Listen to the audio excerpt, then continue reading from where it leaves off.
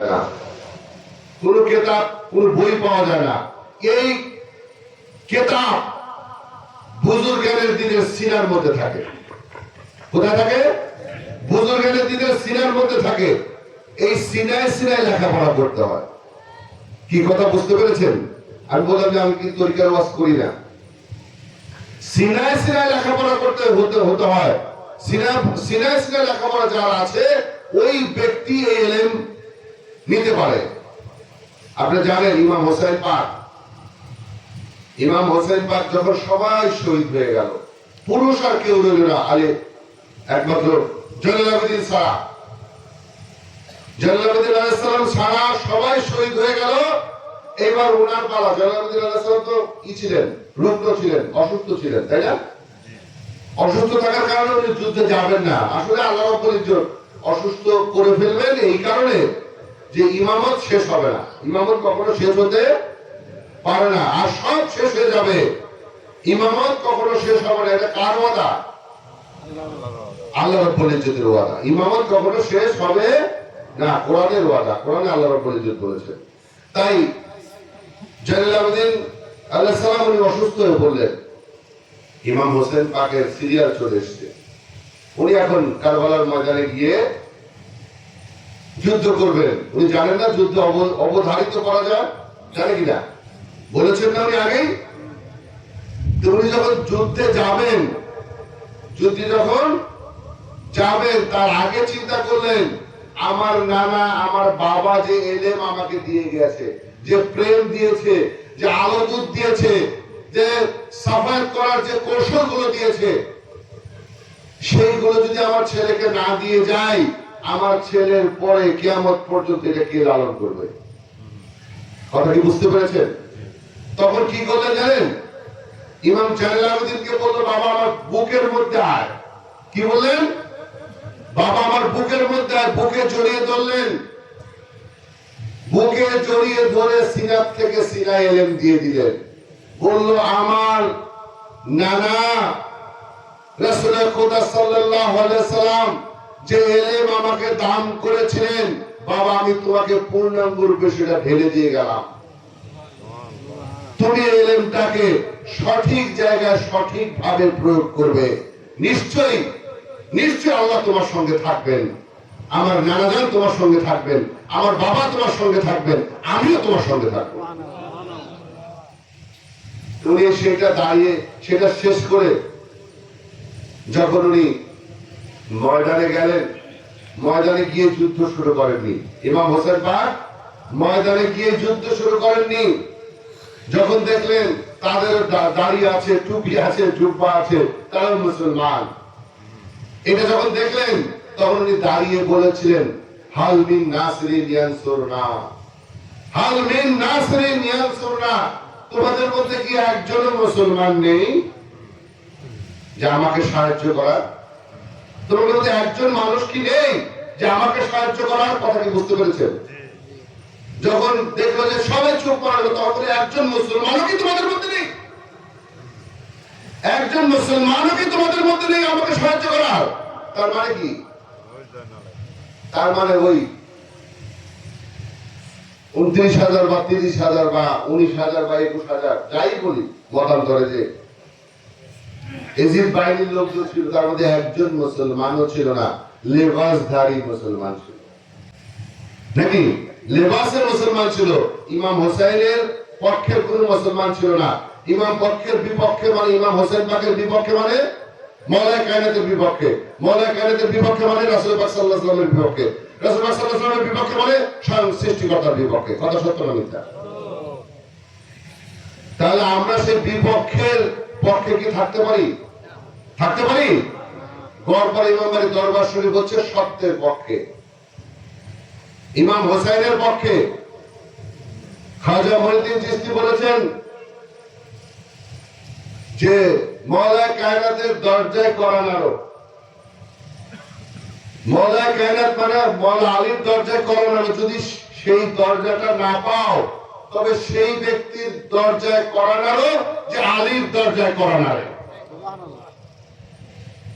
আমার দাদা হযরত কি আলীর দরজায় করানারেনি? কি নারেনি? আসতে বলেন কেন? উনার দরজায় করা নাড়লে মওলাই কায়নাতের দরজায় করা নাড়া হবে। উনাকে চিনতে পারলে মওলাকে চেনা হবে, উনাকে জানতে পারলে মওলাকে জানা হবে, ওনার সঙ্গে প্রেম করলে নবী পাকের সঙ্গে প্রেম করা হবে। না ভুল বললাম? কোথায় যাই? কোথায় যাই? কোথাও যে কোনো লাভ নেই। কনসেন্ট্রেশন নিয়ে নেন, ইমাম হোসেনের মহব্বত ভিতরে ঢুকিয়ে নেন, নবী পাকের মহব্বত ভিতরে ঢুকিয়ে নেন, মওলা কায়নাতের মহব্বত ভিতরে ঢুকিয়ে নেন, খাতুনে জান্নাতের মহব্বত ভিতরে ঢুকিয়ে নেন, ইমামুজ জামানের মহব্বত ভিতরে ঢুকিয়ে নেন। আর সেই মহব্বত করেওয়ালা একজন ব্যক্তি হচ্ছে শাহ খলিলুর রহমান আল কাদরিয়া চিশতি আলাইহি। তার দরবারে যান, তার সঙ্গে মহব্বত করেন, তাহলে সবার সঙ্গে মহব্বত হয়ে যাবে। যদি আমি ভুল করে থাকি, আমার জিহ্বাটা যেন আল্লাহ ফেলে দেন, জিহ্বা যেন ফেলে দেন, এই জিহ্বা যেন না থাকে, আমার এই জবানে যেন কথা না বের হয়। সেই সুযোগ আমাদের কাছে আসার পরেও আমরা সেই সুযোগের সদ্ব্যবহার কখনোই করি না। দেখেন সামনে এই 13ই নভেম্বর 28 কার্তিক ওরস, এই 13ই নভেম্বর মানে 41 দিন আসার সামনে, only 41 days remaining to Holy ওরস। আর মাত্র 41 দিন পরেই এই পবিত্র ওরস মোবারক। কার ওরস? 28 কার্তিক ওরস সবাই জানিও না, পোস্টার লাগাই তাও চোখে দেখি না যে কার ওরস, ঠিক কিনা? কার ওরস? হযরত শাহ আব্দুর রহমান আল কাদরিয়া চিশতি আলাইহি, যে যার 131তম ওরস। এবার 131 বছর আগে ওনার ওফাত হয়েছেন মাওলানা শাহ আব্দুর রহমান শাহ খলিলুর রহমান সাহেবের বাবা। কি কথা, সত্য না মিথ্যা? আর ওরস হচ্ছে শাহ খলিলুর রহমান আল কাদরিয়া চিশতি, এটা 68তম খুব সম্মত ওরস। এই দুইজন ব্যক্তির জন্যই আমরা পাঞ্জাতনে পাককে খুঁজে পেয়েছি। না ভুল বললাম? এই দুইজন ব্যক্তির জন্য গাউস পাককে খুঁজে পেয়েছি। এই দুইজন ব্যক্তির জন্য আমরা খাজা মঈনুদ্দিন চিশতিকে খুঁজে পেয়েছি। না ভুল বললাম? আমার দাদা হযরত বলেছেন যে আমার ভক্তরা, শুনেন আপনারা অনেকটা একটা জিনিস, যদি বিতর্কিত কথা, বিতর্কিত মানে যে কথা শুনেন নাই, নতুন শুনলে বিতর্ক মনে হবে না। জুনি আবার কি বলে, কোরআনে কিন্তু নামাজের কথা আছে 2 জায়গায় আর 3 জায়গায়, 5 জায়গায় পর্যন্ত কোথায় নেই। কি বললাম? কিন্তু আমাদের আজান হয় 5 বার, হয় না? 5 জায়গায় নামাজ পড়ি না আমরা, হ্যাঁ? কিন্তু কোরআনে আছে 2 বার আর 3 বার, 5 বারের কথা কোথায় কোরআনে নেই। তাহলে রাসূলুল্লাহ সাল্লাল্লাহু আলাইহি ওয়াসাল্লাম 5 বার পড়েছে মানে আমাদের পড়তে হবে। কি কথা, সত্য না মিথ্যা? রাসূলুল্লাহ সাল্লাল্লাহু আলাইহি ওয়াসাল্লাম যদি কম পড়ে তাহলে আমাদের কম পড়তে হবে, উনি যদি বেশি পড়ে তাহলে আমাদেরও বেশি পড়তে হবে, উনি যদি 5 বার পড়েন আমাদের 5 বার পড়তে হবে। তো উনি কিন্তু 5 বারের নামাজ 3 বারও পড়তেন। কয়বার? 5 বারের সহিহ হাদিস শরীফ আছে, সহিহ হাদিস, এটা আমার মন গড়া হাদিস নয়। 5 বারের নামাজ 3 বারও পড়তেন। যেমন ফজরের নামাজ আলাদা পড়তেন, জোহরের সঙ্গে আসর পড়তেন, জোহরের নামাজের সঙ্গে আসর পড়তেন, মাগরিবের সঙ্গে এশা পড়েছেন। কথা বুঝতে পেরেছেন? তাহলে কি 5 বার নামাজ 3 বার হয়ে গেল না? জিজ্ঞাসা করলো, ইয়া রাসূলুল্লাহ আপনি 5 বার নামাজ পড়লেন সারা জীবন, আবার এখন হঠাৎ 3 বার পড়ছেন, বা অন্যজন পড়ছে তাকে বাধা দিচ্ছেন না, কি ব্যাপার? বললো, আমি জানি আমার যারা অনুসারী হবে, আমার যারা উম্মত হবে, তারা অনেক গরিব হবে, ইহুদি নাসারাদের বাড়িতে তারা কাজ করবে, তাদের জন্য 5 বার নামাজের সুযোগ তারা কখনোই দেবে না। বলবো কাজে ফাঁকি দিয়ে 5 বার নামাজ পড়ার পারমিশন তোমাদের নেই। তাই আমি জোহর আসর একসঙ্গে পড়ে, মাগরিব এশা একসঙ্গে পড়ে সময়টাকে বাঁচিয়ে দিলাম, জানি আমার উম্মতরা 5 বারের নামাজও 3 বারে পড়তে পারে। কথা বুঝতে পেরেছেন? তো সেইভাবে আমার দাদা হযরত বলেছেন যে পাঞ্জাতনে পাক শেষ করে দেব, আকাশ বোধহয় ভালো না, পাঞ্জাতনে পাক, গাউস পাক, খাজা মঈনুদ্দিন চিশতি, আল্লাহর ওলি, ওনারা নিজেরা এই সব মিলে দেখেন যখন নৌকার গ্যারাপি গ্যারাপি ফেলা হয়, তাই না? এই গ্যারাপির 5টা কাল থাকে, নাহলে 3টা কাল থাকে, নাহলে 7টা কাল থাকে, তাই না? সবগুলো কি মাটিতে ঢুকে? একটা হলো ঢুকে, একটা ঢুকে যথেষ্ট নাকি? তা আমাদের তরিকায় অনেকগুলো লাইন আছে। আমার শাহ খলিল বলেছেন যে এই লাইনগুলো যে কোনো একটা, আমার যারা ভক্ত তাদের মধ্যে তারা সবগুলো ধরবে, কোনটা আল্লাহর দরবারে কবুল হবে আমি জানি না, একটা যদি কবুল হয়ে যায় তাহলে ওই একটা রসিলায় আমার ভক্ত পার পেয়ে যাবে, মাপ পেয়ে যাবে, নাজাত পেয়ে যাবে। কথা কি বুঝতে পেরেছেন?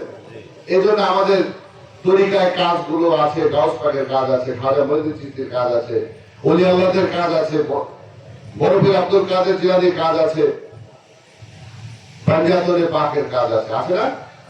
এই জন্য কোনটার বিনিময় আল্লাহ আমাদের মাফ করে দেয় বলা খুবই ক্রুশিয়াল, খুবই কঠিন। তাই সবাইকে আমি আজকে আর না বাড়ালাম, শুধু একটা কথাই বলে দেই যে আমরা যে আহলে বাইতের সঙ্গে মহব্বত করি, এই মহব্বত নবী পাকেরও নির্দেশ না, স্বয়ং সৃষ্টিকর্তার নির্দেশ। কার নির্দেশ? স্বয়ং সৃষ্টিকর্তা কোরআনে ঘোষণা করে দিয়েছেন, কুল্লা আসআলুকুম আলাইহি আজরান ইল্লাল মাওয়াদ্দাতা ফিল কুরবা। হে রাসূল, আপনি বলে দিন, ফ্রম অলমাইটি, আল্লাহ বলছেন। কে বলেছেন? আল্লাহ। আল্লাহ রাব্বুল ইজ্জত বলেছেন যে আপনি বলে দিন এই রিসালাতের বিনিময়ে আমি তোমাদের কাছে কিচ্ছু চাই না, চাই শুধু আমার নিকট আত্মীয়দের সঙ্গে মুআত্তাত মুহাব্বত। নিকট আত্মীয় কারা? আলী, ফাতেমা, হাসান এবং হোসাইন, পাঞ্জাতনে পাক। কথা সত্য না মিথ্যা? এদের সঙ্গে আহলে বাইত পাক, এদের সঙ্গে মহব্বত রাখার কথা স্বয়ং সৃষ্টিকর্তা কোরআনে ঘোষণা করে দিয়েছেন।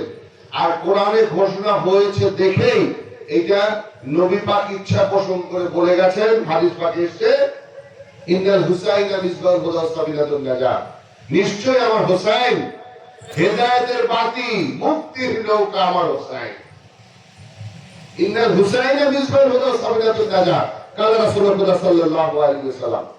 আপনাদের সবাইকে আহলে বায়াতের তরিতে ওঠার আহ্বান জানাচ্ছি, আহলে বায়াতের মহব্বত ভিতরে ঢোকানোর আহ্বান জানাচ্ছি, নিজ মুর্শিদের উপর মহব্বত জানানোর আহ্বান জানাচ্ছি। এমন মহব্বত করি এদের উপরে নিজের জীবনের চেয়ে বেশি যেন মহব্বত করি, নট করে এই ভেতরে। আল্লাহ পাক যেন আমাদের সবাইকে যার যার মুর্শিদের সঙ্গে মহব্বত, আহলে বায়াতের সঙ্গে মহব্বত, পাঞ্জাতনে পাকের সঙ্গে মহব্বত, গাউস পাকের সঙ্গে মহব্বত, খাজা মঈনুদ্দিন চিশতির সঙ্গে মহব্বত, সারা পৃথিবীতে যত আল্লাহর ওলি আছে প্রত্যেকের সঙ্গে মহব্বত করার তৌফিক দান করেন। ওয়া আখিরু আলহামদুলিল্লাহি রাব্বিল আলামিন। আসসালামু আলাইকুম।